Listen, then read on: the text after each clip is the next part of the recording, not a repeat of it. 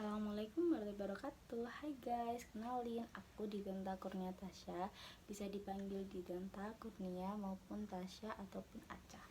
Nah, di sini aku mau sedikit memberikan tips gimana sih cara mengatasi canggung, minder atau nggak pede ketika bertemu orang secara face to face.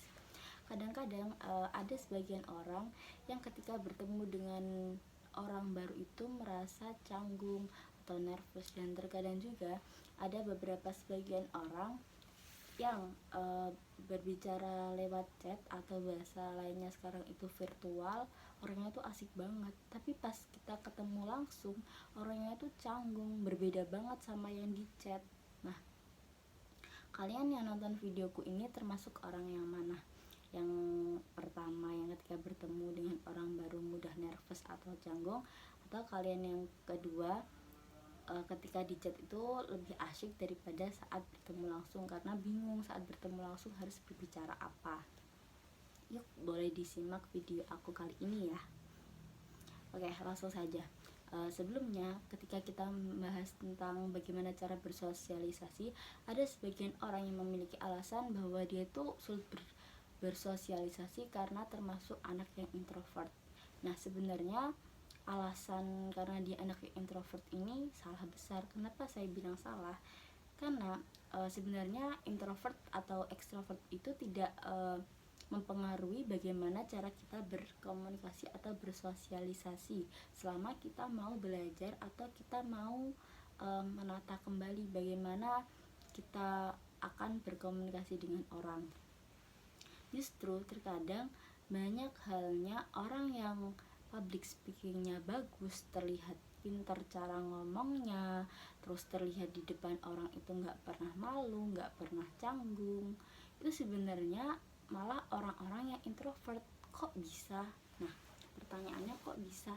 Iya, karena mereka bisa memposisikan dirinya untuk di depan layar menjadi seseorang yang ceria, gembira, atau pandai membawa suasana.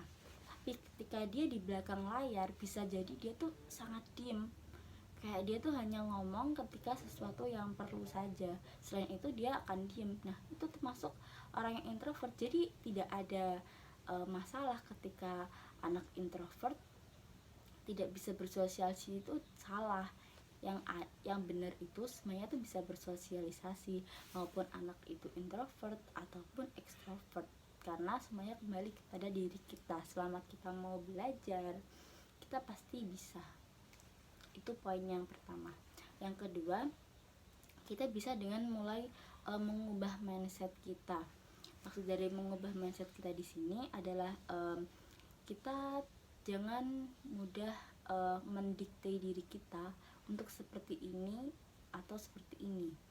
Seperti halnya contoh, ketika kita akan bertemu dengan si A ini teman kita, ketika bertemu teman kita menjadi diri kita sendiri atau apa adanya diri kita. Kemudian ketemu si B, kita akan ketemu dengan rekan kerja. Nah, ketika kita akan bertemu rekan kerja, kita tetap menjadi diri kita sendiri saja, seperti halnya kita ketemu dengan teman. Mungkin bahasanya dirubah atau tutur katanya, penampilannya sedikit dirubah, tanpa kita harus ngoyo untuk aku harus kayak gini biar terlihat aku ini orang yang berpendidikan, aku orang berwawasan luas. Itu jangan, karena ketika kita tidak siap dengan itu, kita terlalu mendikte diri kita untuk seperti itu, malah akhirnya itu semuanya akan buyar, semuanya itu akan gagal total. Yang ada kita akan mempermalukan diri kita sendiri, kitanya akan malah menjadi kayak canggung, terus kayak bingung harus ngapain. Jadi kita tuh enjoy aja seperti diri kita sendiri ketika bertemu dengan teman, tapi ada beberapa aspek atau beberapa hal yang perlu diganti itu. Jadi boleh sih mengkategorikan aku mau bertemu ini, aku mau bertemu itu, tapi tuh tetap menjadi diri kita sendiri, tanpa kita itu jangan ngerasa aku harus gini ya, aku harus gitu ya. Karena kalau kayak gitu nanti yang ada akan menjadi beban pikiran kita, dimana beban pikiran itu akan malah membuat diri kita ini kebingungan, aku harus yang seperti apa, aku biasanya seperti ini, tapi kemudian aku dipaksa untuk menjadi orang lain, yang ada nanti kita malah kaku dan malah kayak orang yang kita ingin memperlihatkan sisi kelebihan kita malah jadinya menurunkan sisi itu gitu. Kemudian ada beberapa 3 tips bagaimana cara kita melakukan hubungan komunikasi dengan orang lain. Yang pertama, kita harus memberi dampak kepada orang yang kita temui. Maksud dari memberi dampak ini ketika kita bertemu dengan orang lain, kita harus memberikan kesan yang baik. Seperti halnya kita punya passion untuk melucu gitu. Ketika kita bertemu sama orang lain, kita cobalah membawa suasana, memberikan guyonan-guyonan, sampai akhirnya orang-orang ini akan merasa kalau seumpama kita nggak hadir di acara kumpul-kumpul itu, pasti perkumpulan itu akan merasa sepi. Ini penting banget ini. Jadi kita tuh memberikan kesan kayak seumpama kita nggak ada teman-teman kita mau ketemu nih, terus kita nggak bisa karena kita ada acara lain. Nah, ini yang buat kesan sampai teman kita tuh ngechat kita atau bilang, kamu kemarin kenapa nggak datang, sepi loh, nggak ada kamu. Nah, itu penting banget, kayak kita memberikan kesan kepada teman-teman kita saat kita bertemu. Jadi kayak misalnya kita ada pertemuan terus kita nggak datang, terus nggak ada yang tanyain, itu kan berarti kita kurang. Kita perlu belajar lagi bagaimana sih cara memberikan kesan kepada teman-teman kita, biar kita kalau nggak ada tuh ditanyain gitu, kok nggak ada, kemana, nggak ada kamu, sepi nih gitu. Terus yang kedua, pastikan kalian memakai pakaian yang pas, yang udah cocok. Jadi kalian ketika bertemu nih, sama kalian mau ada pertemuan ke acara yang di gedung, nah kalian pastikan outfit kalian atau pakaian yang kalian gunakan itu cocok.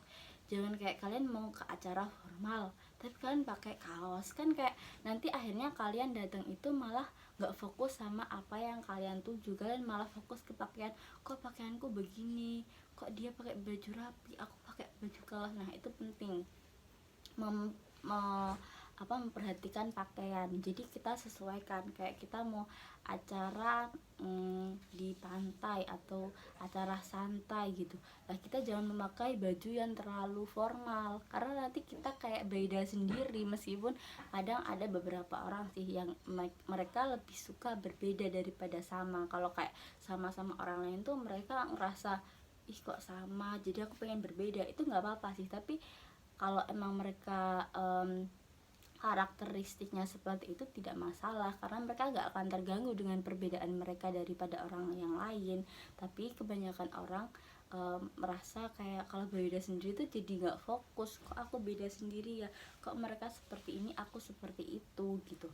Jadi pastikan ketika kalian mau ada acara di APAD, pastiin acaranya di sini, jadi aku harus mencocokkan baju yang cocok untuk aku pakai saat aku datang ke acara ini adalah memakai pakaian yang seperti ini, terus jilbabnya seperti ini gitu.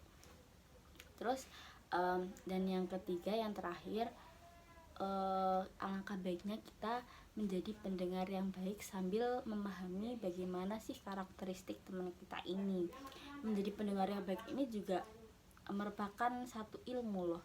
Kayak kita tuh, teman kita datang terus kita curhat, kita dengerin aja bagaimana dia mengekspresikan masalahnya. Jadi kita juga bisa menilai, oh si anak ini ternyata dia ketika ada masalah yang seperti ini reaksinya akan seperti ini. Terus kalau ada masalah tentang hatinya, dia akan mudah menangis. Kalau ada masalah ini, dia akan marah. Jadi kita ini selain menjadi pendengar yang baik, kita juga bisa memahami karakteristik teman kita ini. Jadi kita akan lebih paham dan akhirnya teman kita juga merasa nyaman dengan kita gitu. Itu sih sedikit tips dari saya untuk mengatasi canggung, minder ataupun gak pede ketika bertemu orang. Sekian tips tipis dari saya. Apabila masih ada kekurangan ataupun banyak kekurangannya, saya mohon maaf sebesar-besarnya. Kurang lebihnya mohon maaf. Assalamualaikum warahmatullahi wabarakatuh.